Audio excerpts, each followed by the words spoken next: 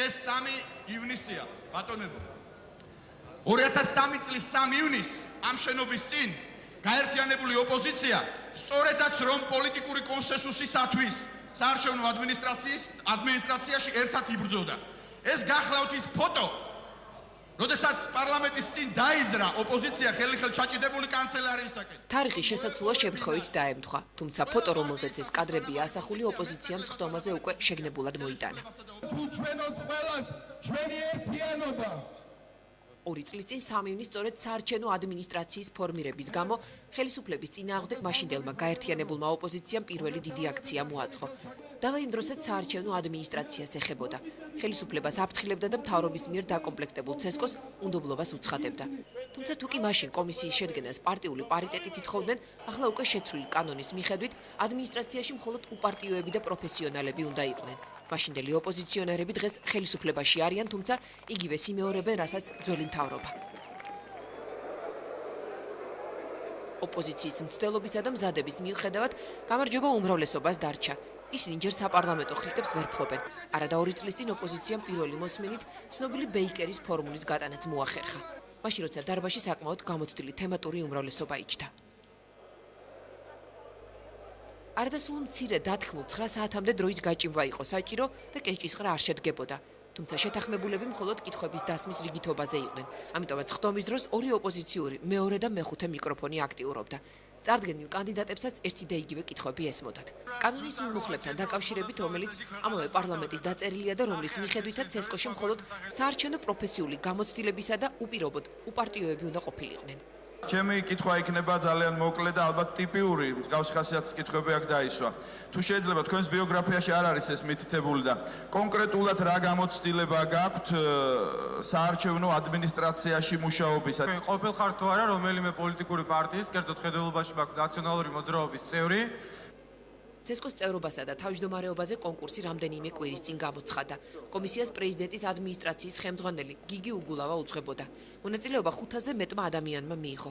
შერჩეულ კანდიდატას სია რამდენჯერმე შეიცვალა. ბოლო ვარიანტს ხელი პრეზიდენტმა ორშაბათს მოაწერა და პარლამენტმაც განხილვა დაიწყო.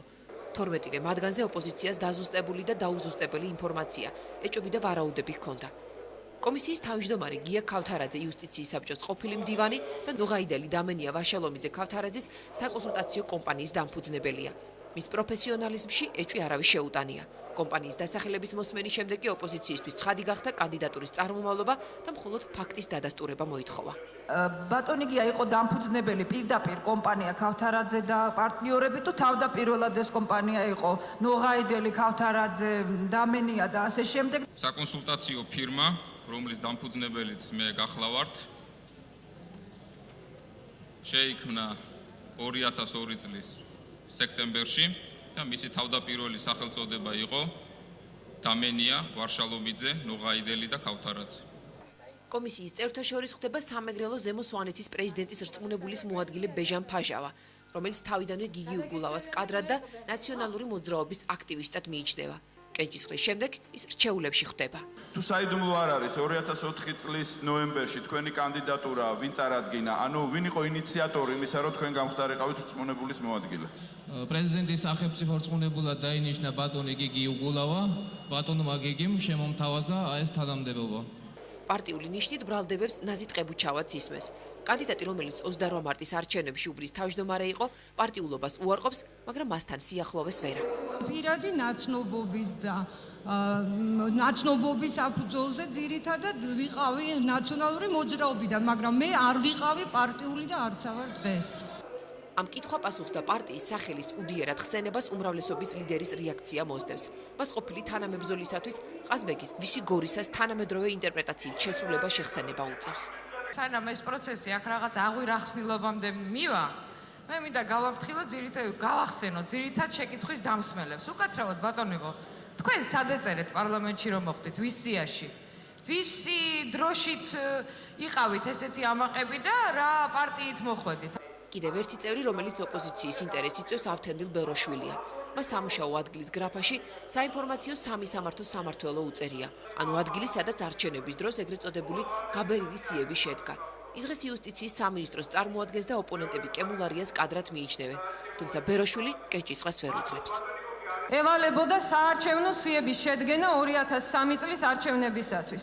შეგახსენებთ, რომ ეს ის სიებია, რომელმაც გამოიწვია ძალიან მძიმე შედეგები. მე მაშინაც და ახლაც მუშაობ საინფორმაციო სამისამართო განყოფილებაში, რომელსაც სიების ჯერ სამინისტროში და შემდეგ უკვე ცენტრალურ საარჩევნო კომისიაში გადაცემასთან არავითარი კავშირი არ ქონია. კენჭისყრას ვერც ოპოზიციის მიერ მერაბიშვილის პროტეჟედ შეფასებული პაპიაშვილი უძლებს. შიდა გასაქმეთა სამინისტროს წარმომადგენელს, როგორც ამბობენ, ნაციონალება კომპრომატი თავადვე აღმოუჩინეს და დაბლოკეს.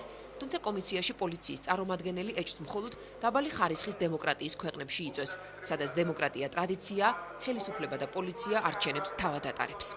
ცოტა უხერხულად ხო არ გეჩვენებათ უშიშროების ყოფილი და ამჟამინდელი თანამშრომლების მონაწილეობა ცენტრალური კომისიის საარჩევნო ტოტალიტარულ რეჟიმს უბრუნდებით, საბჭოთა იმას თუ აუხსნელია ეს. ისეთ ნაკლები დემოკრატიის ქვეყანაში, როგორც გერმანიის ფედერაციული რესპუბლიკა, არჩევნების კომისიას თავიდან ბოლომდე აყალიბებს და ატარებს შინაგან საქმეთა სამინისტრო. კანდიდატებში პროფესიული ასორტია: ფიზიკოსი, ქიმიკოსი, ნიადაგმცოდნე, იურისტი, ხარატი, სანტექნიკოსი, ისტორიკოსი და პოლიციელი. არიან ისეთები, რომლებიც მოთხოვნას აკმაყოფილებენ, თუმცა მათი საარჩევნო გამოცდილება ოპოზიციისთვის კიდევ უფრო შემაშფოთებელია. რესპუბლიკელები გიზო მჭედლიძეს აჭარაში არჩევნების გაყალბებაში ადანაშაულებენ. ყოველთვის ჩვენ ვიყავით დაჩაგრულები და რაღაცა. ვისაც სარგებლოდ ვაყალბებდი, ვეღარ გავიგე. კანდიდატთა მოსმენა პარლამენტში საათზე მეტხანს გრძელდება. შემდეგ გამოცდილი უმრავლესობა კენჭისყრისთვის მზადების თადარიგს იჭერს. მანამდე კი ფრაქციის წარმომადგენელთა გამოსვლები ძიძიგურის აღსარებასავით თქმული სიტყვები გაფრთხილება ისმის და ოპოზიციის წინასწარ გამოცხადებული დემარშია. იმის შიშით, რომ კოკო გამსახურდია და მისი ორგანიზაცია არ გასულიყო პარლამენტში, მიდიოდა ტოტალურად ჩააყრახმების 28 მარტის არჩევნებზე. იმის შიშით, რომ ახალი მემარჯვენეები არ გასულიყვნენ, ქვემო ქართლში 11 საათისთვის უკვე გადაჭედილი იყო ყველა ყუთები და დამთავრებული იყო არჩევნები. იმის შიშით, რომ არ გასულიყვნენ სხვადასხვა პარტიები, მოდიოდა პირდაპირ ნაციონალური მოძრაობის ოფისიდან, მოდიოდა პირდაპირ ციფრები, თუ რა ციფრები უნდა გამოცხადებულიყო. ეს არის რევოლუციის გამომწვევი პროცედურა, რომელიც დღეს მიმდინარეობს საქართველოს პარლამენტში. დაკომპლექტების წესი ცენტრალური საარჩევნო კომისიისა, ეს არის რევოლუცია.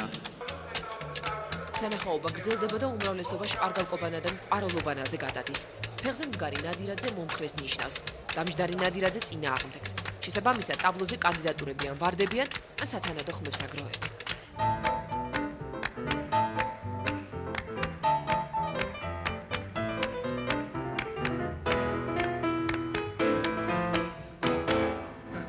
გადაწყვეტილება მიღებულია.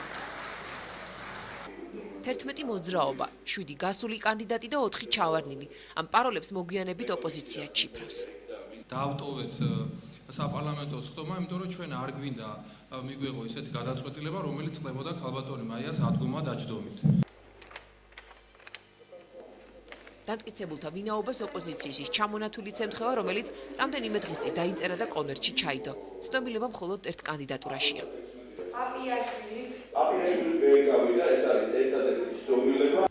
მომავალ არჩევნებს ახალი ცესკო ძველი სტანდარტებით ჩაატარებს. განსხვავებული მხოლოდ გვარსახელები იქნება.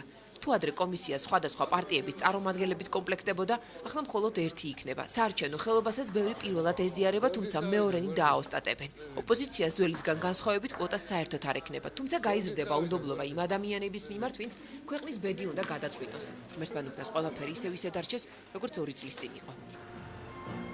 ამ შენობაში, სადაც ცოტა ხნის წინ კიტოშვილი, ჭიაბერაშვილი, მანამდე დევდარიანი, ზესაშვილი, ლომინაძე და სხვები ისხდნენ, სულ ცოტა 4 წლით ახალი შესანიშნავი შვიდეული შევა.